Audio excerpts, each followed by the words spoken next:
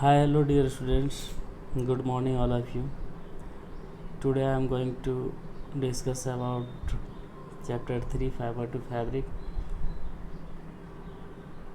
We learned this topic thoroughly and we have introduced each and every topic of this chapter. Today I am going to revise the whole chapter thoroughly, what you have learned. This is a very important topic which is provided in the end of the in each and every chapter. From this we can revise the whole chapter in a very short time. So let us revise.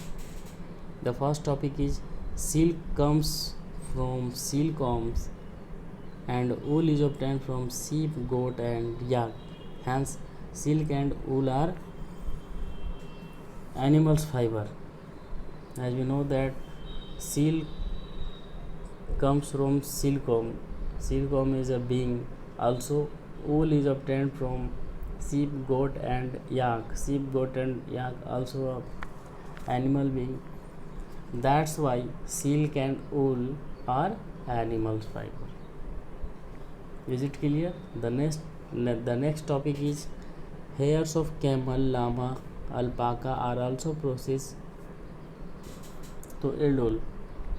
Whenever we think about the wool, we think the wool comes from the hair of sheep, but many other animals who gave us hair for making wool, like camel, which is found in India and also in the other desert places, llama and alpaca, which are found in America. The next topic is in India mostly sheep are reared for getting wool. In India sheep are reared for getting wool. India में भेड़ generally जो है ऊन प्राप्त करने के लिए ही पाले जाते हैं. जैसे कि आप और ज़्यादातर भेड़ जो है मणिपुर, अरुणाचल प्रदेश, हिमाचल प्रदेश, पंजाब, हरियाणा, ये सभी इलाकों में आपको sheep मिल जाएंगे. The next topic is sheep hair is sheared off from the body, scoured, sorted, dyed, spun and woven to yield wool. Firstly sheep hair is sheared off. सबसे पहले क्या होता है कि भेड़ के शरीर से बालों को उतारा जाता है. मतलब इस प्रोसेस को हम sheared off कहते हैं या फिर बालों की कटाई कहते हैं. After that the sheep hair is very dirty, dust and greasy. That's why firstly we poured all the hairs after shearing in the tank full of water and wash thoroughly. चूँकि बाल बहुत ही गंदे होते हैं इसलिए उन्हें बहुत ही अच्छे से धोया जाता है. After that depending upon the texture the fiber is sorted out. That means लंबे, छोटे, रूखे, रफ, स्मूथ, ये सभी अलग अलग उनके गठन के आधार पर, टेक्सचर के आधार पे छाटा जाता है, सॉर्टेड किया जाता है. After that died because natural fibre obtained from the animal's hair is of only 3 color. First white, second black and third brown. If you want more and more, if you want all in another color, we have to dye the fiber. Spun and woven to yield wool. तब इन्हें काटा जाता है और ऊन के लंबी धागों में रीलिंग करके प्राप्त किया जाता है. Silkworms are caterpillars of silk moth. Silk worm जो है वयस्क रेशम कीट के कैटरपिलर होते हैं.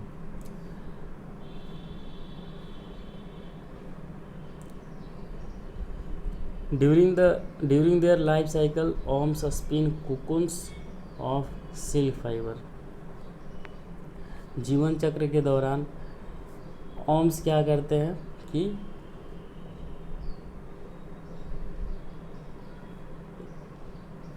सिल्क मोथ जो अंडे देते हैं, मैं इसे फिर से रिवाइज कर देना चाहूँगा पूरे अच्छे से डिटेल में, कि जब शहतूत के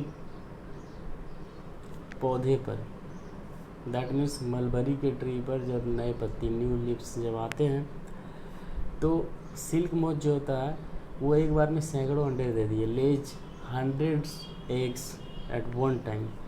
तब इन्हें उन किसानों को बेचा जाता है जो इसका पालन करते हैं। Then eggs are selled to the farmers who reared the सिल्कवॉर्म्स।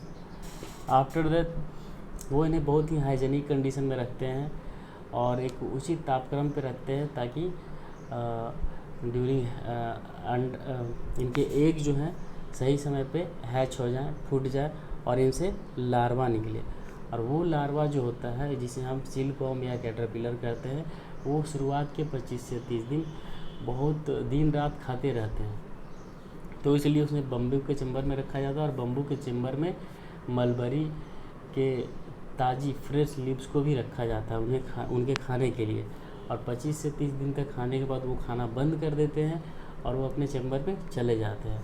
और अंग्रेजी के 8 लीटर की तरफ अपने सिर को घुमाते हैं और प्रोटीन स्रावित करते हैं, और जो रेशम का रेशा होता है, और इस तरह से वो अपने आप को पूरी तरह से ढक लेते हैं और प्यूपा में कन्वर्ट हो जाते हैं। और जिस कवर से वो अपने आप को ढकते हैं, उस कवर को हम कोकून कहते हैं। और cocoon is the most important thing, जिससे हमें रेशम के धागों के लिए रेशम के फाइबर मिलते हैं, सिल्क के फाइबर मिलते हैं। Silk fibres are made of a protein. Silk fibre ये मैंने पहले ही बता चुका हूँ कि सिल्क फाइबर जो होते हैं वो प्रोटीन से बने होते हैं, जिसे लार्वा कैटरपिलर जो है स्रावित करता है। और ये इतने मजबूत होते हैं कि just like a fibre of steel. Silk fibre from cocoons are separated out and drilled into silk thread. मैंने आपको पहले ही बता चुका हूँ कि सिल्क फाइबर जो होता है वो कोकून से प्राप्त किया जाता है। इसीलिए क्या करते हैं कि कोकून्स को पहले हॉट वाटर में बॉईल किया जाता है, और बॉईल करने के बाद क्या होता है कि उनके जो फाइबर होते हैं अपने आप ही सेपरेट हो जाते हैं, और उससे हम जो है लंबी लंबी धागों में बदलते हैं। तो जिस प्रोसेस के द्वारा लंबी लंबी थ्रेड्स में बदला जाता है सिल्क फाइबर को, उस प्रोसेस को हम रीलिंग कहते हैं। और ये स्पेशल मशीनों में की जाती है जो रीलिंग के लिए ही बने होते हैं। Weavers weave silk threads into silk cloth. Weavers क्या करते हैं कि रीलिंग के बाद प्राप्त सिल्क थ्रेड्स का यूज सिल्क क्लॉथ को बनाने में करते हैं। I hope that all of you understand very clearly. So thank you so much. Have a good day, have a nice day.